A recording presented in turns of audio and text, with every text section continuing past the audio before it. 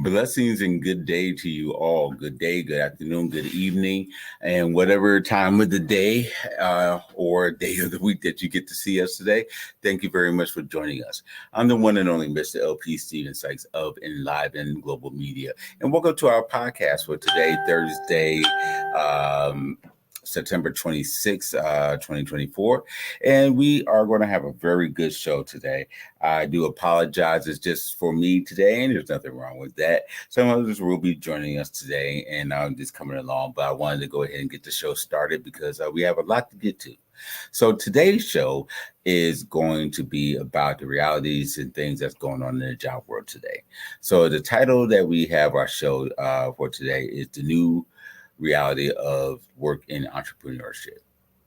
Yeah, I know it seems a little bit crazy and such, but it's totally different right nowadays. You'd be surprised what's going on out there in the world. But it is a very big and different reality that we have to go through today. So, it's something that needs to be talked about and addressed. The way I'm going to basically say is that, we're diving into a very evolving landscape of employment and entrepreneurship as the latter part of 2024 is having with us and also beyond. The job market has changed dramatically, and with companies claiming to offer opportunities while simultaneously undermining workers' financial security. They play games. Many of us are stuck in vicious cycles of low pay, unpredictable hours, and vanishing benefits, forcing us to juggle multiple jobs just to make ends meet. These days, it's not just one in the hustle, it's like two jobs in the hustle or three jobs in the hustle in some people's cases. And then also on the flip side of entrepreneurship, once seen as a pathway to freedom, is now fraught with a lot of new legal hurdles. Financial challenges and restrictive social media algorithms that really make it difficult for people to grow. We'll discuss, today about the realities of these situations and working in today's economy, which can be very difficult for some people depending on your situation. And then the frustrations in trying to grow a business and what it means for our communities in today's world. So we're going to have a lot to get to today. We're going to unpack a lot of different things that's going on, the truth and behind the headlines, and explore what the future of work really looks like. And I know that's kind of maybe a little bit scary to some, but we can overcome it, excuse me, and we can do a lot of different things. So one of the things, employment in 2024 and beyond, there's a lot of false narratives about job securities and things. Companies claim they're hiring, but not, and positions remain unfilled. Hey, we got one of our guests joining us today. Hey, Hello, how you doing? I am doing well. How are you? I'm doing all right. Long time, Queen. Long time. I How's know. everything going? It's going pretty well. I see you're Awesome. doing well. Good. I'm trying. I'm trying. I'm trying to keep up with you and things like that. It's hard. You be traveling the world, family, you and your husband traveling around on boats and things. I'm trying to catch up with y'all. I wish I shot on some boats. Well, maybe, maybe. Well, well, I was telling everybody, we have a little bit of a modified show today. And everybody there's a lot of changes. And of course, we live in an unpredictable world. And what they say, life be lifing. So not everybody was able to join in today, but I appreciate you joining us. And we'll have possibly Tracy and some others to join us later on. But today's show is about entrepreneurship and work, and also employment as for today, going forward. And it's a different world out there today, as you Yes. already know. Yes. And so it could be quite challenging overall. But one of the things I was saying that, we have to adapt and do some things a little bit differently than what we were doing before, going forward in the latter part of 2024 and beyond. So that said, I was going to go into some couple of topics, and please share your thoughts and opinions and things with them and your perspective. But before I go into this, let me give a proper warm introduction and things. And if you can tell the people a little bit about yourself and your name and everything else. I'm not allowed to say your name because I don't have that type of money, but please introduce yourself. Okay, so I don't know what to say. My name is Jaleese Pace.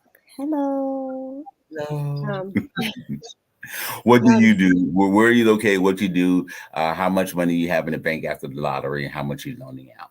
I don't have enough in the bank. I need more. I need to win the lottery. I do several different things. Hmm. So I am, I guess in general, it would be called an entrepreneur. Hmm. So I've had a gym, I've written a children's book. Um, so if you are interested in the children's book, it's called The Bad No. A quick plug there. Okay.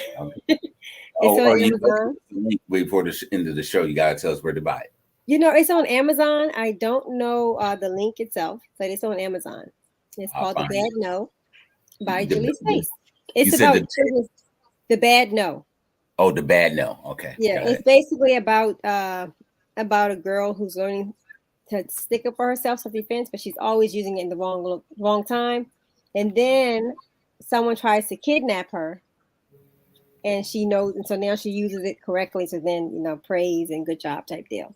So it gives Mhm. you a chance to talk to your kids about safety, stranger danger, all that good stuff in an entertaining way. Oh, that. But so I do that stuff, and then I also I do personal training. So I'm available online. I have a few clients that I go to in person, group things, group classes. And what else? I used to teach. I took a break from that. So I was actually teaching English as a second language to a lot of Chinese kids overseas. So that's I've taken a break from that for now because I'm tired. I'm tired. I do in home. I'm an in home aide part of the time. And I also do post surgical lymphatic drainage massages for clients. So I'm literally just tired. So I go, I like to stay busy. It keeps my mind going. It keeps me halfway young and um, halfway healthy without having to do the work. So that's it. All right. Well, this is a very perfect show for you because you do a lot of different things and such. So, and you've been in the 9 to 5 world and employment and things like that. And I don't care what anybody say. We're going to need to have you get your gym back because it's very well needed. Well, you know what? I will say this that the gym, I loved it. I was in phenomenal shape. Okay. Because I was there the whole time. So my shape was like, what? It was the best. But I will say that with the big gyms around, being able to just go directly to my clients or have them come to me, it saves so much overhead. Like when you're a small business, like like you have to pay your employees, you have to pay your rent, your insurance. It doesn't matter what's going on. But when you don't have that overhead for the actual location, it's such a relief because when you make money, you can actually enjoy that money instead of just making it just to pay rent or just to pay the employees or just to. So I don't have the gym. I miss it because it was my personal safe haven, but I don't think I'm ready for that hustle, that hustle and bustle that it takes to make sure that the rent is paid. Because you can't have an excuse. Oh, I wasn't feeling well. They don't care. Oh, Nope. there's an epidemic. They don't care. Like rent is rent. So Mhm. so we'll see. We'll see what happens. Understood. Understood. Well, today's show is very important because about entrepreneurship and the challenges and all the different things that comes along with it. So I definitely do understand. One of the first things we have a lot of topics regarding it, but we may not get to them all. But we're going to do what we can to help people. That's what we do. Uh, One of the things about it is that there's a lot of false narratives about job availability. The companies claim that they're hiring, but many positions remain unfulfilled, and there's reasons for that, and I'll get into that. And also, under market wages and poor conditions deter potential employees from joining in. What do you see? We see these things all the time with jobs not really available, especially in the professional market, and sometimes even in the blue collar jobs or fast food. They say they're hiring, but they only want to hire you for a few amount of hours, or these We've seen jobs where they say, "Oh, we're going to interview you, but you got to go through 8 interviews." They tell you have it, you show up. Oh, we decided somebody else, even though you gave your 2 week notice and you signed the job application. I mean the job agreement, and then they tell you no because they at will state or whatever excuse they use. They'll tell you, "Oh, we're going to interview you 8 months down the line, or we'll see you about it 2 years later." All these different crazy things. Right. You've seen these things. What are your thoughts about this? Well, for me, what it often comes down to, from what I've seen, is corporate greed. Because if you keep people under a certain amount of hours, then you don't have to provide them with insurance or with, different pay. Um, there's those different benefits when you keep them under that certain amount of hours, which is why it's so often like, oh, we can only do part-time. But then they'll hire 5 different part-time people instead of hiring a full-time, because they're trying to avoid having to take that extra responsibility on. And it's like, I mean, small companies I get, but when it comes to big companies, like, because they have the money, but they want to keep it for themselves, for the owner, for the CEO, for the different ones, then they wonder why our turnover is so high. So that's really what you're looking at a lot of places. Then because they know people are looking for jobs, a lot of companies want to give you the least amount of pay as possible, despite what you are actually worth. So they'll bring in some people who are, who have experience, but then they don't want to pay them. So that person typically will leave because, like, maybe I needed money to pay this bill, but the entire time I'm going to be searching for appropriate job. So then the turnover rate is higher. So it, but so it's not that. So that might not even be that. So a lot of times they'll phrase it as, "Oh, people don't want to work," or "People aren't willing." But no, people want to work for what they're worth. If you have 20 years experience, you don't want to come in making the same amount as a 16-year-old. No. Just because because it's part-time, because that's what we can do right now. We can hire you part-time, or I can hire you and give you basic pay, but then have you doing 2 different jobs. The job description that used to be for 2 titles that we've now consolidated to 1. And so now you're hustling and bustling, but you're not getting that raise to go with it. So you're gonna look again. So it's a lot that goes into it. And it's sad that we got to go through that because, like you said, they want to avoid taxes. They want to play the manipulation game. Some of these jobs need, I don't know, office may need 7 people, but you're trying to skim by 4. And then you play that game because they play that game. And then when you have your compensation packages, and part of your package is, a certain number of days, if you get vacation, sick, whatever. But then you got to fight. Some of these people got to do this whole thing of fighting just to get the job. To take your day off, or if you're sick, vacation, personal day, whatever. And you shouldn't have to do all of that if you are, but it's part of your package. I don't understand why you have to get permission, or they try to scare you or try to threaten you with your job. And you come back and you say, "I'm just going to take it." You go on your vacation. You let them know ahead of time. And literally the office will fall in some cases because they slim down the number of people who work. So if it's not there, is that not efficient? But they rather keep so much money for yourself instead of being efficient. Yep. Man, how you running a gym and some of the other things that you've done, how did you manage your employees when it became about job availability? What was that for you? Well, you know what? I'm super small, and I was super small when I had the gym. We focused on personal training. Like, you have to find your niche, and so that was my niche. It was personal training. The gym was accessible to everyday clients, but because I was so small, I just had the automatic enter, so I didn't have to pay for worry about having staff there to welcome them in. They send the waiver. Don't hurt yourself while I'm not here. Let yourself in, type deal. So it was basically open for them as long, 24 hours, or actually we were in a mall. So as long as the mall was open, it was open to them. But for me, my employees were more like coworkers, so even though it was my facility, I didn't make it like, I wasn't like, "Oh, you have to come in at these times." So, anybody who was walking, I would deal with them, and then anybody who was, and then when we had people signing up for training or for martial arts classes and that kind of thing, depending upon what what it was. So they basically they got paid for their time. The instructors got paid for their time. So I'm not going to waste your time. And that's one issue with some companies. Hopefully it's not a lot, but I know I've dealt with companies before where they're small and for some reason they have the concept that their time is valuable, but their employees' time, like they want them, like, I can't afford to pay you because we don't have any clientele, but I need you here. But it's well, that's great and all, but I need to get paid as well. So then they get upset because you're working at a job or you're doing this, you're doing that, and you're not giving them, all of your time and focus. But it's like, but I can't because I have bills, just like you have bills. But see, for some reason, some small businesses, the bosses, the owners don't get that concept, which is crazy to me. Because to me, if you're a small business, if you're that owner, then you, of all people, should know how valuable someone's time is. Very much so.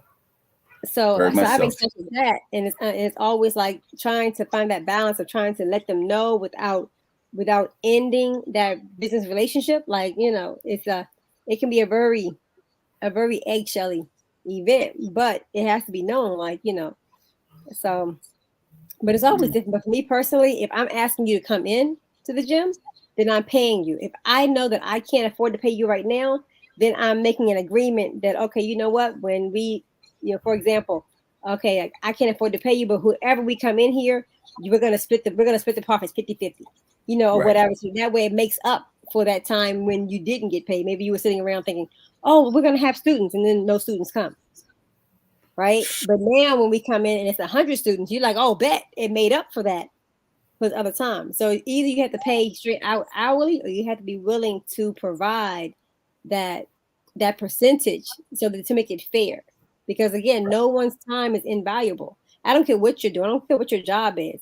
If I'm asking you to flip a burger for me, it's the same thing. I can flip my own burger, but since I chose you to do it, that's your time, because you could be doing whatever, whatever else.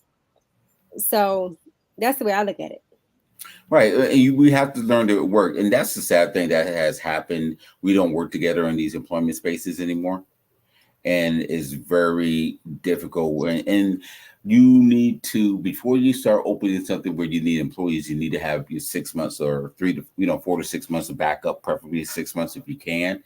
Not just wait because, credit card processing, banking, other fees, what have you, and your net 60, you got your net 30s, which will not ever be net 30, net 60s. They're never net 60s, when they're paying. So there's a lot of things that go into it that people need to consider when they have these positions, and they need to do a better job about it. We talked about it a little bit about it, the struggle for fair compensation. Jobs are offering low pay that doesn't seem to even match the cost of living. And there was a big fight for 15 nationally, but then now they said, okay, to get even, we're going to raise everything else up.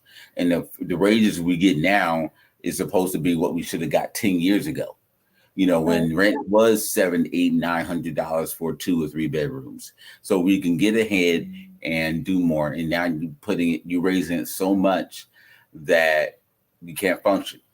In the middle of 1990s or maybe late 90s, if you earned $50,000, you could pay your mortgage, a car note, and still take care of be married and 2 kids, maybe a dog, a cat, but you can't do that anymore. You have households who are earning $100,000 gross or net and still struggling. And depending on where you live, obviously, right. But it's still make it down. Obviously, you bring it in. I don't want to tell people your income, but I know you bring in $300-400 grand a year. But I know it's really difficult to budget that. And and then there's the lack of benefits, and we talked about hidden costs of employer provided insurance. This lie that, oh, we give you benefits. No, you're not. You're not giving me any benefits. I still have to pay. You may have to pay some level of benefits on your end, but it's still not like 100%. I would not mind a little bit of a lower pay if you are actually giving 100%. 100% my medical. But if I got to still pay for everything, no. I think one of the reasons why we don't have true medical unemployment, I'm sorry, medical health care is because they want to keep you working. Because I think a lot more people would start working for themselves and get out of it. Maybe not as much as we may think, but it will still be significantly more if healthcare is taken care of. But what do you think we can do to try to help fix the pay to equal out to the cost of living, or just pull down the prices for the cost of living? So the thing about it is that when you're looking at the pay and you're looking at housing, cost of living in that way, well, even groceries, like those things are all things because of corporate greed. Then there are some things that rise because of the interest rates or because of, the what do you call people? I can't think of the name right now. But so there are some things that, that rise according to the interest rate that have been set, but when it comes to pay, most corporations can afford to pay their employees more, but they choose not to because the CEO wants that money. So for example, Walmart, okay, or Kmart, no, Walmart. Walmart has, they have many stores, okay, they have employees for days, and they typically don't pay their employees much. And a lot of the employees at those locations work full time or almost full time, all right under, so they don't have to give them all the stuff. So instead of saying, okay, I feel like it should be like a law that if you're big enough, your employees should have to be full time. Instead of you hiring 100 employees, maybe you hire 40 or 50, but they're all full time employees. Because the thing is, because a lot of those people who are working as much as they can at Walmart have to then go get a job someplace else to counter it. And then a lot of times they're still applying for services through the government. So they're still applying because they can't afford, maybe they can't afford their rent plus food. And then they're going and they're having to get assistance, EBT cards or what have you. But if you're making Walmart pay them appropriately, then the taxpayer is no longer funding Walmart's life. Because I know I don't get to ride on Walmart's boats and yachts and air flights and everything else, but yet our tax dollars are helping to fund their lifestyle because we are in essence funding their employees because they're not. And so it's like a round circle, but then they're living high on the hog, because they're taking that money, they're taking those millions of dollars to themselves. I mean, it's a lot of corporate greed. Like even when it comes to the price raises in the grocery store, like people always look at politics. The president only has so much power. Okay, we have three bodies that separate that, and even those bodies, like those might be the laws. He might be able to write some things, but when it comes to groceries or housing, that's not his gig. Right. He can't control that kind of thing. But, he, she, whoever's going to be there, they can't control that. But everyone's always mad at them because of inflation, or which again, they can't, they don't really control that. That goes back to the interest rates and different things. But when it comes to like the corporate greed in grocery stores, so what they decide is, oh, well, I know you're struggling to pay for it, but because we don't want to lower our lifestyles to eat, I'm saying, like, even because mind you, if everyone's struggling, everyone just goes down 10%, so be it. But they'll say, well, we're not going to do that. We're not going to take any losses. So we're just going to increase your losses. So you pay more and nothing changes for us on the top. That's the issue. It's the greed. So there needs to be something in place when it comes to like a law or a regulation rule, whatever you want to call it, that just says, like, look, I'm saying, like, you can't do this, just like it kind of breaks the people, breaks the companies into certain areas. But that's one reason why they had the whole thing about corporations not being able to buy, so you can't have one mega airline because they know that then you won't in the competition, you can raise it up. But then they start doing it and you end up with two or three. So then they just talk to one another like, okay, we can raise it. How much? Great. And then they do it together. So that's still the same thing. So without that regulation, it gets maddening when it does that. And, and you see things like Boeing is pretty much the major airline, and like he works on them. And then you're going to got a few you got a whole bunch of parts, but only one couple of major contractors that are putting them together and other things in Right. the military equipment, just all types of stuff. And it's just sad. We basically should not be funding Walmart's business and things. Exactly. And it's not just them. It's not just them. That's the thing. It's a lot of the large companies. Mm-mm-mm. Now we've seen the rise of part-time and gig work, snag a job, um, Uber, Lyft, other types of programs, companies, to reduce tax liability. And I think those jobs are supposed to be where extra. I don't see a problem with it. If you're a person that's just trying to find another way or something in between, I do see them. I do see the viability of it. I don't hate anybody who's doing them. But as I bouncing from gig job to gig job, not necessarily Uber and Lyft, but and some may be I work at this restaurant for this week, at the other restaurant for another week, and they switch around and they make it work for them. And if that does work, that's fine. I look at the long term health benefit of it and things. And so I think sometimes it's hard to speak to people about it because they're looking at the immediate need of, I need the peace of mind or more so the pay, whatever the case may be. So those things are starting to grow. And then is impacting people's ability to secure income because, again, like you mentioned, I'd rather get 4 or 5 part-time workers and not have enough for what I really need. And then it's your store may close at 10. I'm going to start laying off a bunch of people at 7:30. And no, I don't want to get off early, but I'm kicking you out anyway. And then by the time the later paycheck comes, I'm not getting my 40 hours. I'm now down to 32 or whatever. And now I can't pay my bills, can't do all these different things. These are problems. Right. What do you think about these gig work things? I think if it works for the person, go for it. I know a lot of people. I know a few people who, not a lot of people. I know a few people who do them, like the Uber Eats and the different, and they enjoy doing it because it's the flexibility that they can't get from a regular 9 to 5. They decide when they want to work. They decide how long they want to work. So they really just do it according to what they want to make. So if they're like, oh, I got enough money, then they'll take a 2 weeks vacation. They'll just take it off. They don't have to ask anybody. They just don't show up. They don't open their schedule. And so it in essence makes them their own boss without them having to do the work, to set up a business.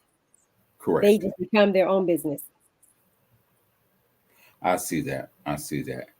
Now, with that, there's these toxic recruitment practices. Before I go into that, because of who you are and what you do, you've been recruited a lot for a variety of different things.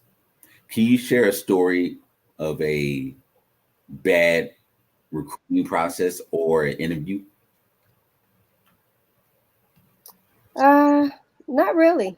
I think the worst thing for me was I had an interview and it was for a physical therapist. Mm-hmm. And I went to the interview. And I would say if you're an entrepreneur, and you're looking for a regular job, don't put it on your resume. Because that hurts you every time. Because their whole thing is, well, if you had a business, why would you come here? Or why would it's like I tried my business, I didn't work. You say it didn't work out for me, or was different, or whatever. I'm here now, but so they hold it against you because they're looking like, oh, this person has to go put it out the door all the time. So if you have a business, I don't care how small it is, how big it is, and you're looking for a regular 9 to 5, don't tell them. Do not include your business in your resume or change your title so that it looks like you're just in management. Do not pretend that you were the owner or the CEO, anything that's the creator. I don't care what it is. Do not do it. But so I had this interview, and so I mean, literally, and when we got to the interview, there were a few of us. I can't remember how many in the room, but there were at least 5, and we had to take a written test beforehand. It was like a math test and some science or whatever, and it was timed and graded. And so and the guy, when I finished, We went to the back. He called me in the back for the interview, and he was like, honestly, you had the best grade. You had the best score, and you were one of the fastest. But he was like, but I wouldn't feel comfortable hiring you because you had your own business. So how long would you really stay? And so that was basically the end because he had already made his mind up. Gotcha. So that was probably because then you're like, well, because I'm too good, I don't get the job. I don't understand how that works. And then I tried out for I applied to a bank gig. I didn't, but see, at that one I didn't get. They told me why because I'm not a line to line like A to B to C to D. If I can go A to D, I'm going A to D. And they were Right. like, no, you can't do that in the banking industry. You have to do each line, no matter how stupid it is. So I'm like, okay, that's not the gig for me. But I mean, but when it comes to like just horrible interviews or horrible practices, I have been lucky enough to not have been subjected to any of the ignorance or the, or the I don't know what you would want to call it, bad experiences in general when it comes to that kind of thing. I've never been looked down upon or or insulted or any of those things that people might have to deal with. So I've been lucky, I guess.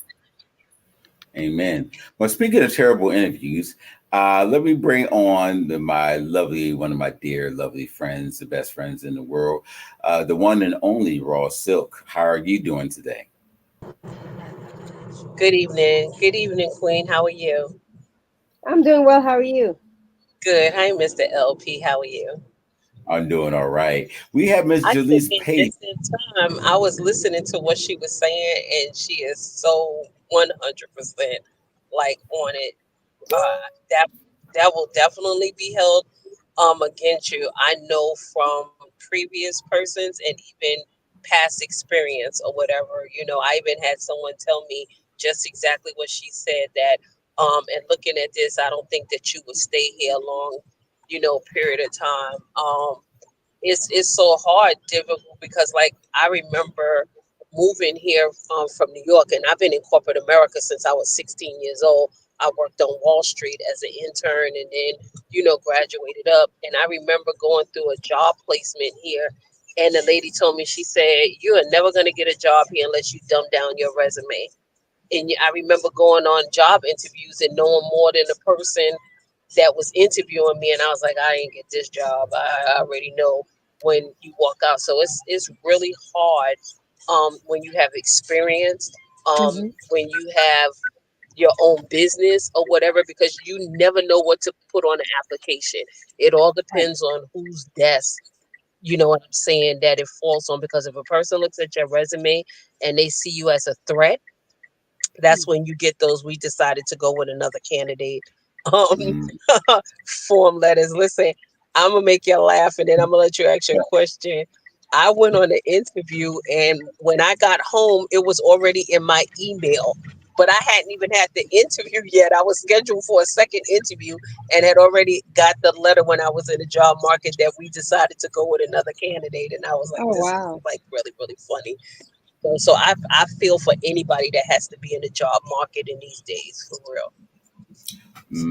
that's the thing I was getting very overqualified, and even with all the different things, and sometimes it was difficult where you and you have to show the job for what you show the skills that you've done in order to get to the interview, and then all the different things I had to do where like for example, if I'm in Richmond or DC but you're doing jobs in other places, you have to use a area code, uh, an address or a phone number in that area so they and get that forwarded to you so they won't complain.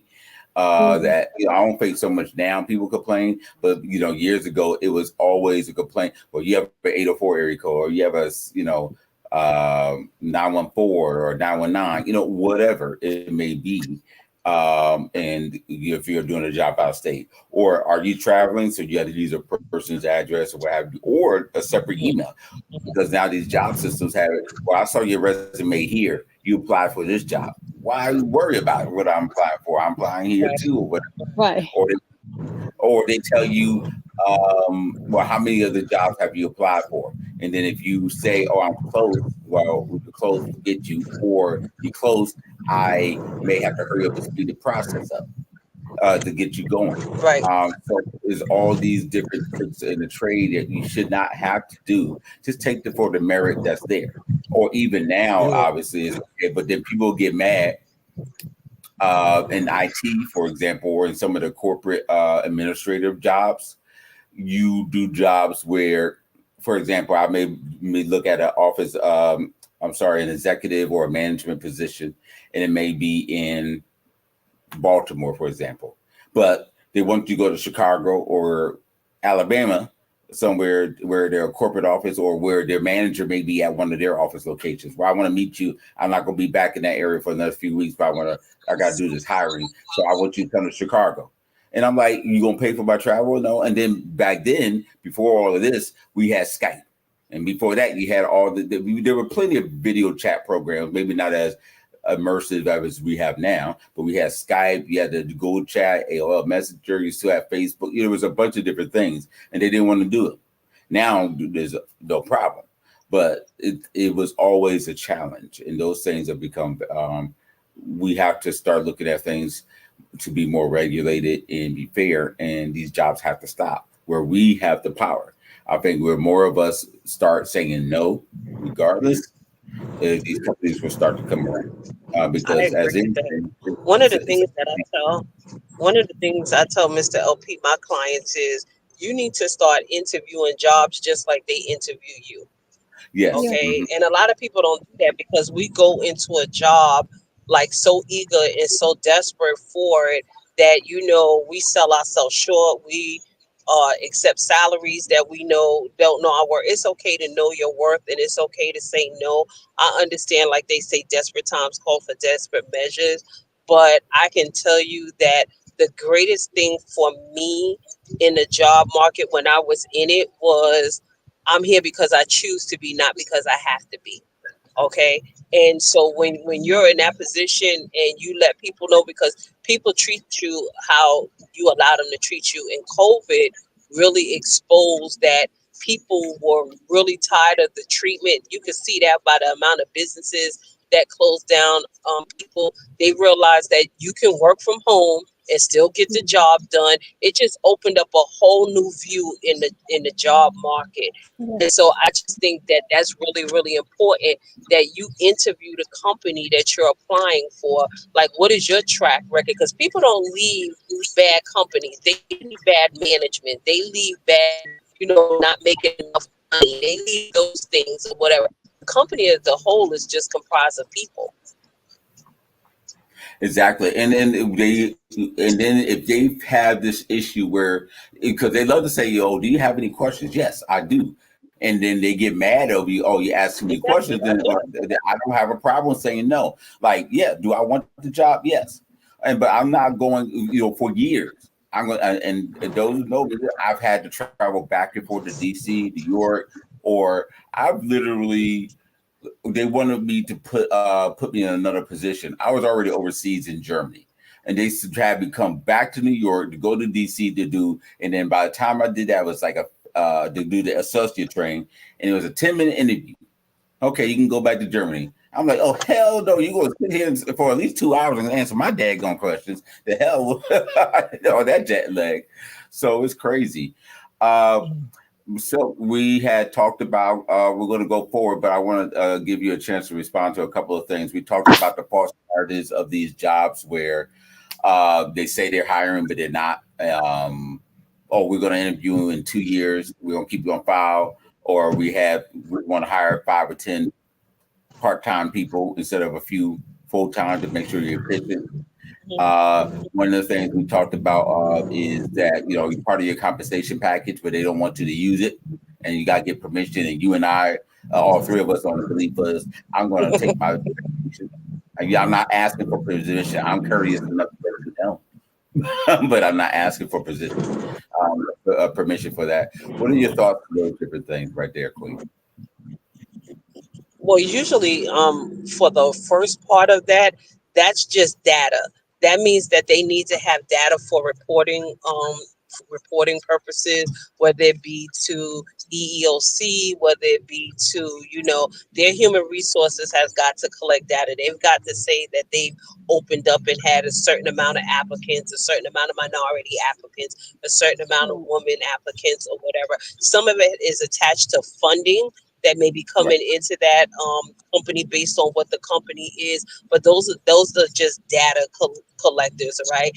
Then you deal with a company like Amazon, where the turnover is so quickly all the time or whatever and stuff that they have to do that. Okay, they Amazon is infamous for hiring like 2,000 to 3,000 people in a month and then lay them all off a month later after they've met their quota of what they need to, especially over the Christmas holidays when they have a lot of orders coming in and they need to, you know what I'm saying, get things out. So that's the whole first part of that.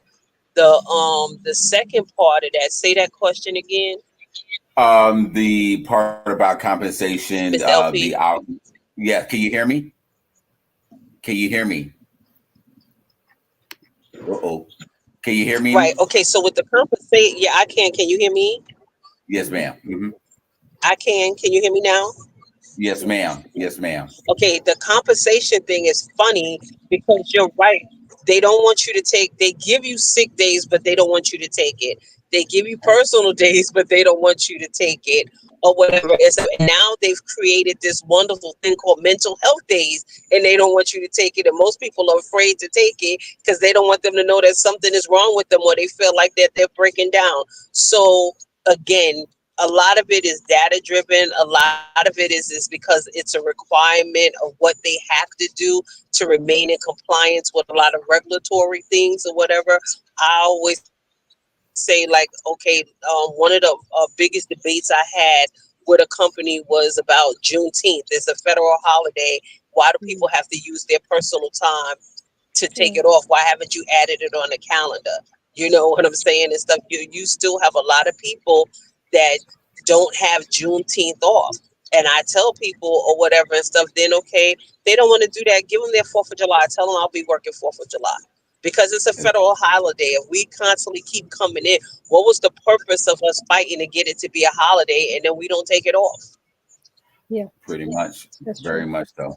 I'm going to play something just here, a little bit of something here of a, it's more of a joke, but it gives a little bit of realism of what we have to go through on the job market today.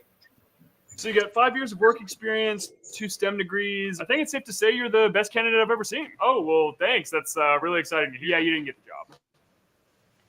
What? Yeah, I just realized that we're not hiring anymore and this position no longer exists. So let's save us both some time. Save us some time? I've been interviewing for like 3 months. We've done like 8 interview rounds. We did, yeah. You crushed those, by the way. So what the heck happened? I thought y'all had several positions open. Everyone has several positions open. It doesn't mean we're hiring. That's exactly what that means. Not if they're not real, it doesn't. Right, Phil?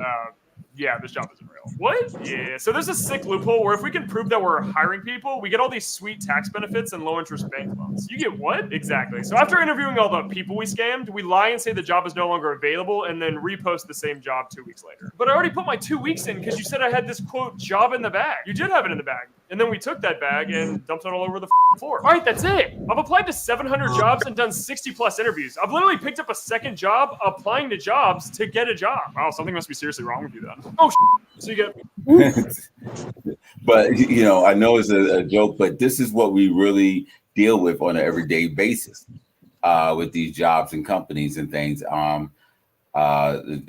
That's literally how people feel every single day. One of the things that we talk about on the employment side, we want to get to is about the inconsistent hours. And we talked about it a little bit, but more so on the work-life balance. We're struggling with multiple jobs, and that makes it difficult because you got to get to the multiple jobs, especially with those who are still using public transportation. If you do have to drive, wherever you are in the world, it's difficult. And I think sometimes when people make these decisions on employment, especially those in the DMV area, in the capital, we can't keep making decisions, say, okay, flat. Some things can be flat, but everything is not accessible. Quiet as it may kept, even though a lot of things in the city, such as New York, LA, DC, what have you, may be metro, but a lot of the jobs, especially some of the professional jobs, are not on the metro, or your times that to be there are not congruent. So you may can get close, but you got to walk, whatever. So there's a lot of those different things that go on. I could use IT, for example, where, your servers are not in the major part of the city. It just as a safety thing. So you got to go other places. We also got to understand how the daily life or trek for work or how you have to work is different in every location. You still got daycare. Imagine you got to go somewhere else and they say, okay, I got this job, but now I got to take almost 2 hours to get back, but I got to get my child from daycare by 5:30 or 6 o'clock. And I may or may not have a family member or neighbor or somebody that can pick them up and hold my child and feed them, change the diaper, God knows, whatever. Or my child may not have an after school program. They can catch the bus to, or a swim group or whatever. Then that's just during a school year. What are you going to do during the summer or the school breaks? All these things factor in with these jobs when you have families. And also pets, for those who need them. So, what can we do? Because there's not enough time for family and personal life, and due to unstable work schedules. And then, unfortunately, our children are falling by the wayside. Now, some just don't care regarding their children. But overall, what can we do? Or what should we be doing? Ms. Pace? When it comes to, I know you said about the kids, but when it comes to which part? What should we do to try to help with the fact that the work-life inconsistent hours, the work-life balance with family, the balance? What could we be doing to improve that, given the fact that our job world is inconsistent with it? I mean, that is really something that the individual has to decide upon. Mm-hmm. It's not a what we can be, what we can do kind of thing. You have to decide what's more important to you. Is it more important for you to kiss your bosses or to spend time with your family? Once you decide that, you'll figure it out. Because for me personally, when I tell you I'm leaving at this time, I'm leaving at this time. And I know my work is good enough where you're going to say, okay, and you're going to agree to it one way or the other. So, so the work-life balance is for that individual. So you have to decide. Silk? I agree. I think that overall, what needs to happen is humans as a whole, especially people of color, have to rid ourselves of this plantation mentality of fear to speak up for what's best for you and fear to speak up for what's best for your family. I've left the job when I was working because the supervisor had the audacity to tell me to leave my son with the neighbor because she needed to be at work and my son has 103 temperature. That's just not happening. Okay, it's not happening. And so I think what happens is that they know that people need jobs. They know that they put you a wheel over a barrel and out of fear. But and I was guilty of it when I was younger, like, almost crashing my car not to be late, and you know what I'm saying, avoiding things that was important, not to, look like, I didn't care about the job. But then you realize that you're only as good as you can do and produce for them, just like a slave on a plantation. If you get sick, if you lose something or whatever, if you die, they're gonna say, well, she really should have took care of herself. Can you go ahead and post that job or whatever? Because we really need to get somebody in here. I think the mentality that we've adopted is we go to work thinking that we're irreplaceable. And the more that we produce, that they realize that, and that is so far-fetched. Like I got a girl now that I scream at all the time because she doesn't take lunch. She doesn't, she working on the weekend. She's worked through COVID. She worked through the holiday. And I was like, okay, that's all well and good, but they don't appreciate that stuff. Because the one time you mess up, the one time you slip up and don't do something that they wanted or whatever, all of that goes out the window. Okay, all of that good gets forgotten.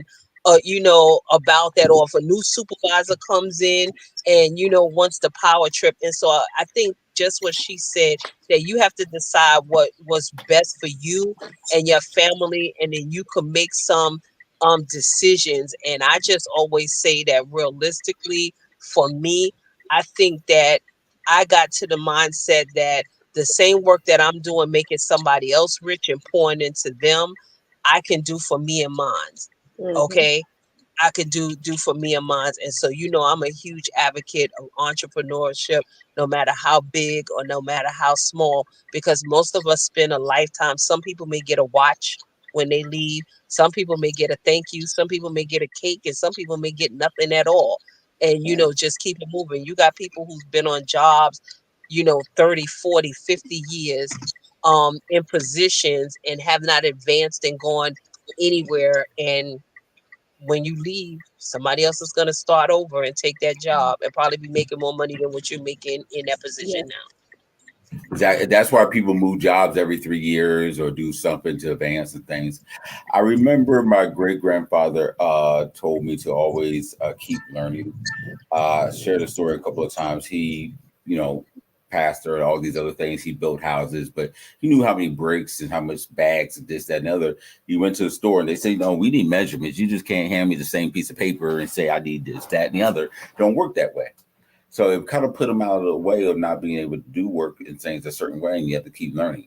When my grandmother retired for working in the hospital and doing a whole bunch of different things, all they did was gave her at that time a $200 check and a coupon for some discount food at the ShopRite in the can sale. When my mom left the one of the hospitals that she was working at, retired after getting her nurse practitioner certificate, and started doing that, they gave her a half a sheet of a cake after 20 something years through all the different hospital changes. And I was going to write them a letter and blow them up. You ain't working there no more. Why not? But I respected her wishes and let it go. But I said, no, this is why, you have to keep growing. So I'm going to switch over to the side, and I'm not going to keep people long. But the harsh reality is our entrepreneurship today. And there's a lot of challenges that goes on with it, like the high cost of starting it, maintaining a business, and the struggles of securing funding such as loan, especially for minority entrepreneurs, and the financial challenges. Pace, I'm going to start with you. Do you have any? We talked about you in your gym and some of the other things. What are some of the challenges today? And there may not be too much different than what you had to go through, but just as a reminder or something that we have to do differently, focus now than what we did, 10 years ago, for example, to help avoid some of the financial challenges in starting and maintaining a business. I would say, one of the most important things is to have a plan. A lot of people know that I want to do this. I'm so excited, and they're doers, but they don't know how to sit back and think and map it out. So you need to have a plan. You need to have a step-by-step guide. What are the goals you're trying to reach? Small goals, medium goals, and your future extended goals. You need to have those. When it comes to your plan, like not only do you need to know what you're trying to do, but you need to take the time and put down how much is this going to cost me to start it? How much to maintain it? Do I need insurance? Do I need what kind of insurance do I need? How can I do it by myself? Well, I need somebody to come under me or work with me beside me, and a partner. Like these are all things you need to think about. How are you going to set your business up? Is it going to be an LLC? Is it going to be a corporation? An S corp? So all these are things that you should think about before you actually go in to just saying, I'm doing it. Like I love the energy, and that's how everyone should be, but it takes more than just that energetic, I'm doing it. If you're a great cake maker, if you don't have the other skills, you'll only ever be a cake maker, right? So Right. you have to have a plan. And then when it comes into like you need to know financially, can you afford it? Do you need to take out a loan? How can you get your loan? That plan that you've been that is putting down, when you show up to the bank or to your family members or whoever your investor, and you're saying, hey, this is what I want to do, and they're like, why would I invest in this? Would it be successful? If you can pull that plan out, like this is what I'm telling you. that already shows them that you have initiative, that you have a vision, and that you have a plan to implement that vision to make it successful. If you can't do those things, then you're starting out in the hole. I mean, you're starting out in the hole anyway because you're a small business fighting against every other business out there. Because everyone has ideas, and the big ones are trying to crush you because they want to stay big. But if you're starting out without any of that, then you've gone way down in that hole, the low sea level type holes. Preach. Silk. I totally agree with what she said, and just added on to that, just two things. One is, don't go into business to become a millionaire and to get rich. Don't go into that business that with that mindset chasing money. Number one. Mhm. Number two, don't go into the mindset that because you got a large family and you got friends that they're going to support your business and pour into you or whatever, because you'll get more help from a stranger than you will from people who know you. Most of them, once they find out you're in the business, the first thing they start looking for is how they're going to get a discount. And then the third thing that I'll say, which my grandmother always told me, is let your job fuel your business. Yeah. Okay. And if you're working, then you're working to fuel a business, not working to do other things. Like if you're working, your goal should be either you're trying to acquire a home, or you should have a goal with the job, not just going to work just to work. Okay. Mhm. And if you want to birth a business, the perfect thing to try to do is to use some of the funds from your job. It's just like, for me, um I knew what my household was budgeted off of. So when I got an increase, it was like that increase didn't exist. I utilized that portion to fuel the things that I needed to acquire to go. And then the last thing that I would say is move in silence, Mm-hmm. because I'm a person who doesn't like negative energy, and more people will try to talk you out of the things that what God has for you is for you. Okay. And Mhm. so a lot of times that fear, but sometimes our friends, colleagues, or whatever fuel that fear by trying to talk you out of things, or showing you, or they know somebody who tried that and it didn't work. I think those are the things, like the queen said, have a plan. Jot down what your plan is, what your goal is, what you want to do in 5 to 10 years with your business, and always look for I have a thirst for knowledge, so I always look for something that I can better myself. That I didn't know, whether it be like a bookkeeping class, or a workshop on entrepreneurs, or something. You should always feed yourself with new knowledge, new technology, things that are Mhm. out now, to make a difference or whatever. Because everyone, in order to be successful in business, you have to have a niche. It's just like the queen said, like gyms. There's 50,000 gyms across the United States of America, but what's the niche? Why do I need to go to there? Why do I need to go to this salon? Why do I need to go? Mhm. What sets you apart from everybody Right. else? Um, is I call it that Rolls Royce mentality. You notice that Rolls Royce is the only cars that don't advertise because they don't have to. Okay, they Oh. know what their niche is. They know what their market is. Okay, you will never see a Rolls Royce commercial ever. Okay, they don't waste any money in advertising because they already know who they are. They know what their brand is, and they know the market that they're targeting. It's kind of like that mentality. If you have to ask, you can't afford it, go with that same mindset.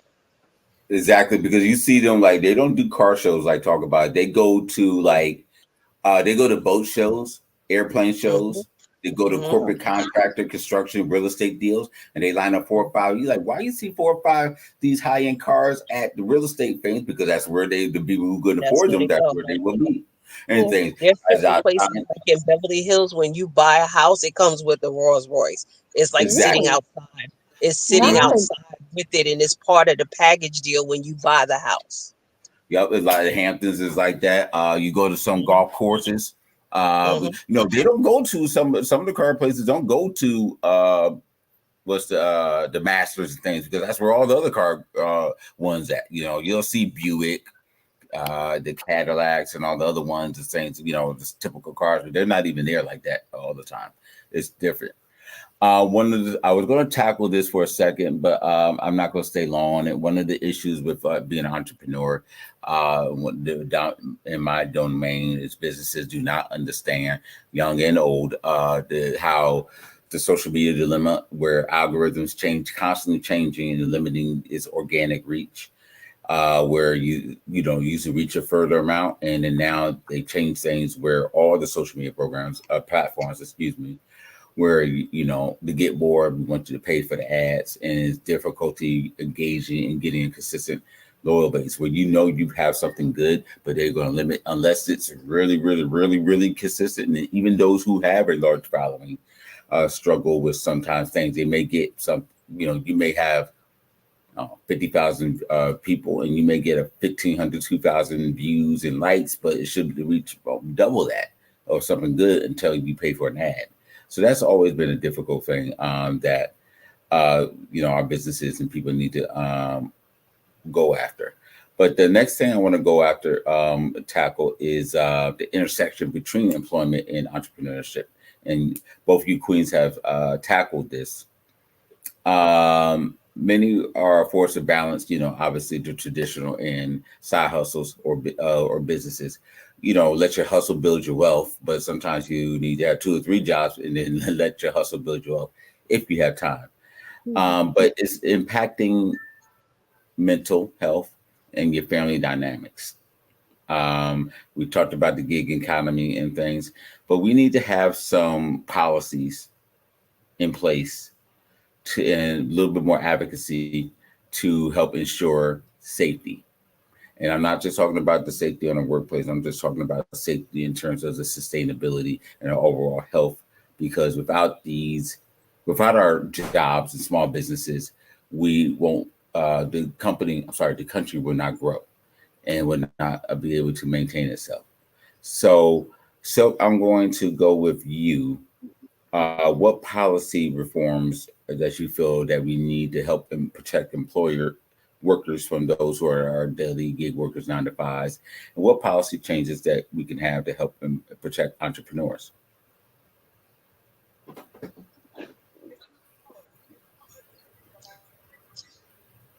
So, I'm sorry. Yeah, we hear you now. Let me make sure I'm clear, because I'm really not understanding the question that you just posed. So give that to me Okay. again. Sure. Okay. Let me just work to the back half. With having the intersection between employment and entrepreneurship, it poses a lot of problems sometimes because we have to balance both of them. And we both talked about the mental health. We talked about securing ourselves, but we need more protection from the other side, from the government side, to help. And that said, what policies or what policy reforms can we have or introduce new policies that can help employees, our 9 to 5 employees, and also what policies that we can introduce to help our entrepreneurs to be able to be sustainable in today's world and going forward. I mean, for the entrepreneurs, equal access to funding and grants and monies that are available out there that a lot of our other brothers and sisters seem to find out about or are informed about, and we're, as people of color, normally the last one to know, or the low man on the totem pole. So I think that that would be just a great equal access to all of those things that are out there, less red tape to access them. You know, I think that as far as the employees, I gotta go back to what Ms. Pace said earlier. You have to know what it is that you want and what you want to acquire. I really don't see, for me, I don't see any legislation that could possibly uh, be put into place for a system that was designed to do exactly what it's designed to do. Does that make sense to you? Mhm. Right. because Right. the system was already designed to do what it's doing. It's taking another form of modern day slavery. You still checking in on the plantation. You just get to wear better clothes. Okay, you still got, you eat when I tell you to eat, you come when I tell you to come, you leave when I tell you to leave. So what kind of legislation could they make to regulate that? They would have to start this thing basically from ground zero to come, you know what I'm saying, back up. And it's even worse when you're a person of limited access, limited education. It's even worse. Okay, because then you're kind of like boxed in. You could only go but so far. You could only do but so much. We're only going to pay you so much or whatever. And so then we see people 40, 50, 60 years old, like literally killing themselves on a job because they've got to. Okay, and you can't. I think if one part of legislation I just thought about while I was running my mouth is if retirement looked better, if people were really set up that when they hit that 60-65 mark, that they can truly retire and be self-sufficient, other than retire and then go look for another job at Walmart, or retire and look for a job to work part-time at McDonald's or something to supplement Mhm. their income. It's like, for me, I feel like it's scary getting old, because the older you get, the less likely that you are going to get a job, okay, or whatever and stuff. If I had to go in the job market now, I have a host of experience. Nobody would hire me. Number one, because of age, I'm over 60. And then two, because they would never want to pay me what I would be asking for, where they Yeah. can turn around and hire somebody right now and have them doing 5 jobs for one paycheck. Exactly. And it's crazy. And a lot of them are going back out there because they can't afford the medication, or they see their grandchildren struggling with their children and their grandchildren, or their great grandchildren struggling. Mom and dad's working and they can't pay their activity fees, or their sneakers for the football team, whatever, and they're hitting up grandma and granddad or uncle, and you want to help Yeah. them out. Miss James, hello, Vicky J. She's stepped in and said hi. Appreciate you very much for joining us and things. She mentioned we were talking about the social media aspect, and I told her to please share some of her thoughts. But she mentioned that it's terrible right now for organic reach. They narrowed it down where you have to pay for visibility, which is really wrong. So, Miss LP, you need to go to Miss Pace because she has another appointment. So she wants to get her point in. I don't know if you've seen the chat. So she Okay, can. no. Oh, I'm sorry. I'm sorry about that. Oh, forgive me. And things. Miss Pace, I'm gonna let you go because I'm not gonna hold you up and things, and I appreciate you very kindly. I just saw it. Sorry about that. No, you're fine. You're fine. I didn't want to leave without saying goodbye. I appreciate the time. Hmm. But as you know, I do many things. I was late Yes. with the meeting earlier, and I have to get back. I have some websiting that needs to be done before Yes. Yes, you before are out before there. the Oh, before the new site pops up. So I have to get that done. Um, but how can people reach out? I did post your book. I will share that. I will share that link again. For your book. The big no, was it the bad no, the the bad no? bad no. The bad no. Please forgive me. I will repost that. But how can people reach out to you, Queen? You know, I we were just talking about paying for visibility. And so I will admit I am so bad. I'm so bad at online because I am here and there, here and there. But Hmm. if you reach out to my Instagram, which I think Oh Lord, have mercy. Just contact me if you want to reach her. Just contact listen, me and yeah, things there you like go. That's good. that. That's good. Do that. Just I reach think out. my Instagram is extra.zo. I'm pretty sure. Or xJaleese. xJaleese is one of them. So I have two different Instagrams. Extra.zo I think is the fitness one. And xJaleese is just me. Lord Jesus. I just tell people this. I got Gelice, and an extra XTRA.XO. See, That's what. Okay. see, I was right. Good job, me. But yeah, I mean, so I'll see it. It comes to my phone if you message me, but because I'm busy, I'm not sitting there on my phone. I don't carry it on my hip, so don't think I'm ignoring you. If you text or Mhm. call and it doesn't come through, I will get it and I will reach back out.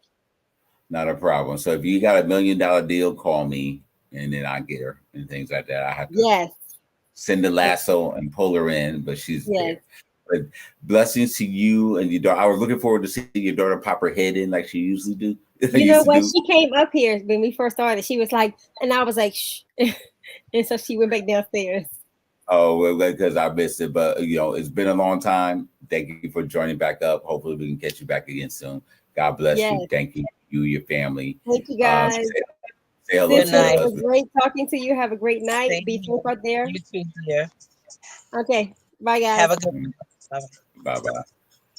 So I'm not going to keep this long and things like that. We, with entrepreneurship and policy. One of the things to answer your question, Sil, we were talking about how we're literally paying Walmart workers because for their food and other things because they can't afford anything, and over half of Walmart workers are now in they work full time, but they don't get paid enough. And with the housing and food and everything else, a lot of them are qualifying for various aids in terms of Medicaid and social services and food stamps, what have you, and other benefits.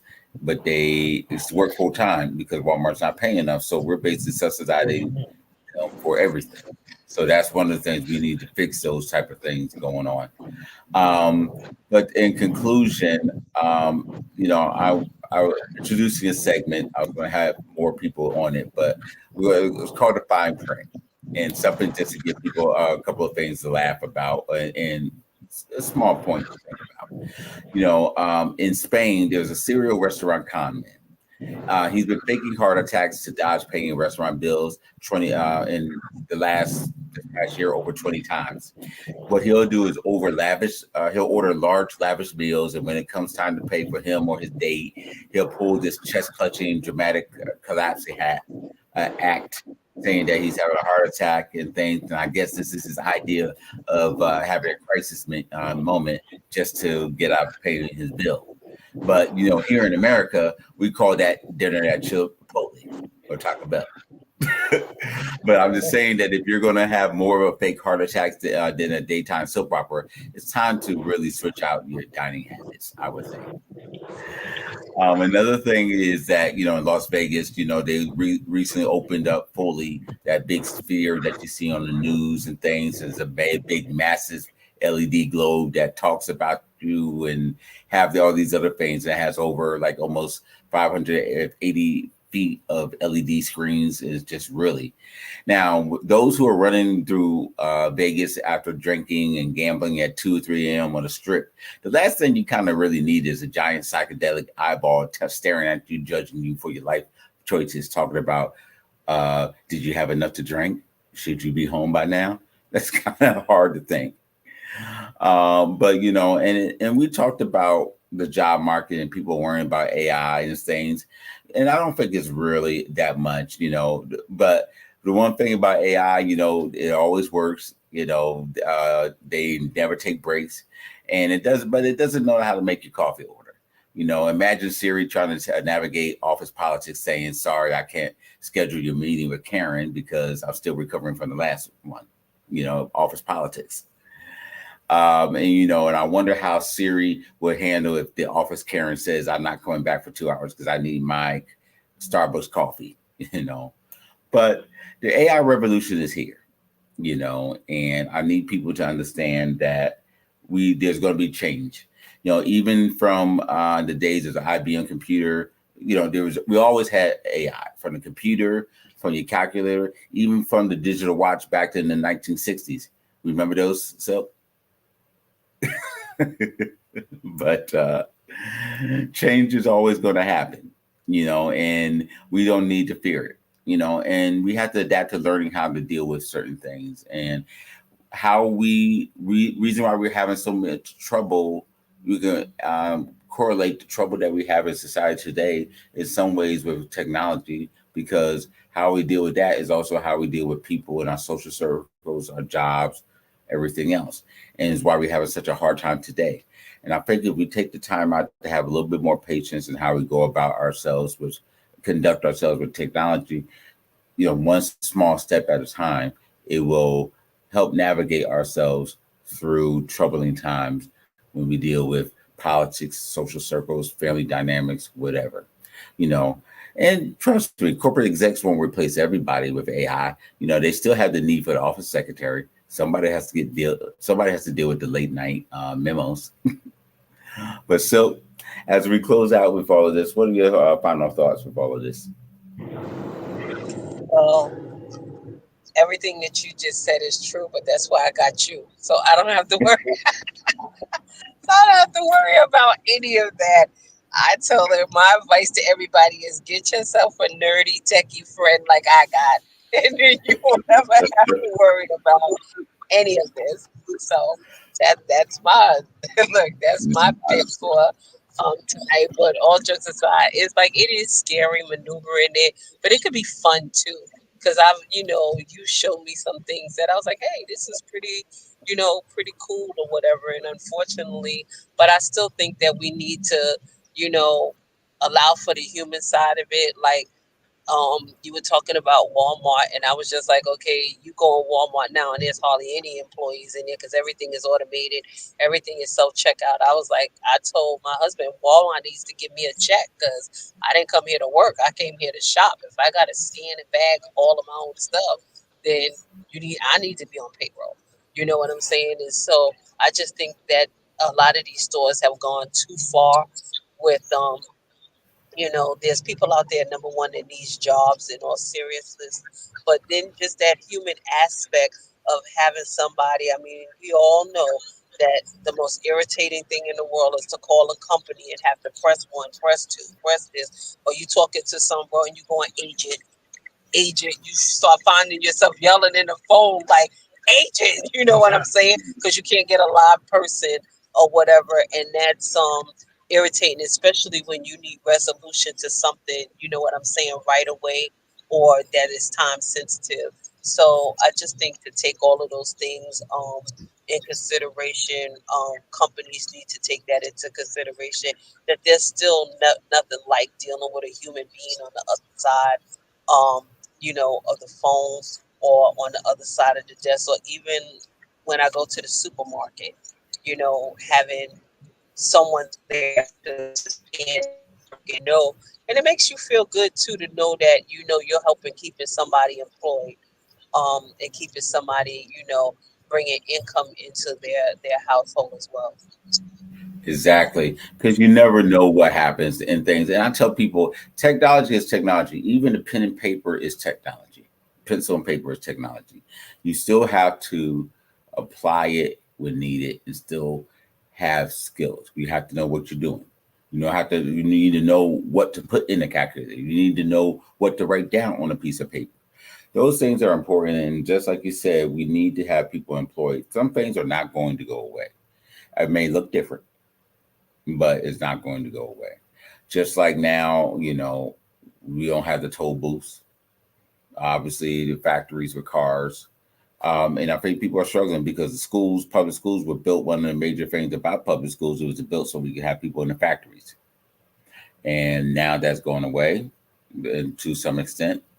And also you have to and I have no hate towards anybody overseas working or foreign or what have you, but if you're going to employ people overseas, don't mistreat them, paying them pennies on the dollar. We see these ads, I can get a virtual assistant for $4 a day or $7 a day. No, I don't feel comfortable doing that. And now the economy and things may be the same, but no, because pay them, same thing here. Don't treat people like that. And just because certain cultures are not as upfront in how they speak about certain jobs and things. We've seen news reports in China and Japan. You leave a job, especially in Japan, they grill you, want to know you have the job or why you're doing it. And they want you to write a letter apologizing to them for leaving, all these different things. it's wrong. And we have to stand up and fight for your rights. Here in America, there's a joke where this French lady talks about the comparison from here in France. Oh, I'm off of work at FLMA. We're not going to give you money or less money, but you have a baby. And they say, well, how am I supposed to pay? Well, I guess you're going to come into work tomorrow, even though you just had your baby 2 days ago. Whereas overseas, you could take your 12 months off. If you need more time, we'll give it to you. Here's a check to help you with some food and groceries. Just a little bit of common courtesy, a little bit of warmth. To me, people who are making decisions, they never had to live the day in the life of an everyday person. We've gone from the days where those everyday people were also the decision makers. Your local shop worker, your local pastor, the doctor were like maybe the only other ones that may be the quote unquote professional, but everybody else were part of the town, part of the city, helped make the decision, the person that lived down the street the last 20 years, those type of things. Now we've let big lawyers, real estate people, and politicians have everything. And developers and whoever owns the most money from family legacies, and they rotate the positions at the top, not allowing everybody else to filter in. And we need to change that. But it's only going to work if we unite. At some point in time, our various minority and cultural groups, whatever you want to call us, communities of color, we all have our individual issues in community of color, but to break this chain, we're going to have to, in some aspects, we're going to have to work together to break this chain. And we'll have a better day. Thank y'all very much. If you have any questions, comments, concerns, please feel free to reach out to us. Our email is Enliven, ENLIVENGM@gmail.com. And of course, we always need your support. The things that does it. It's not easy to keep these things together. Raw Silk charges me $5,000 a month to have her on the show. So in order to do that, please zell us at Enliven GM. We also have our Cash App and our Venmo $IAMMRLP. And we appreciate you very much. Silk, how can people reach out to you? I can be reached on Facebook at author Tracy Hardney Scott. I'm boycotting all of the social media outlets right now, or so you can reach out to me there. That's the only one that I haven't cut off yet. All right, no problem. And thank you, everybody. Thank you. I know she wasn't able to join us, but my big prayers out to Miss Arthur Anika Walston. Some family member of hers is not doing well, so she's taking care of that. Our prayers to you. Thank you very much. Also, she was going to join us, but had to make some changes. But thank you very much, Queen Natalie Hodge. We hope to get you soon. Thank you very much, Ms. Jalise Pace, for always being there for the call, taking the time out for your days, not robbery, to join us. And thank you, as always, Raw Silk. Please stay with us right there. But everybody else, we're going to sign off. Thank you, and God bless. See you next week. Good night.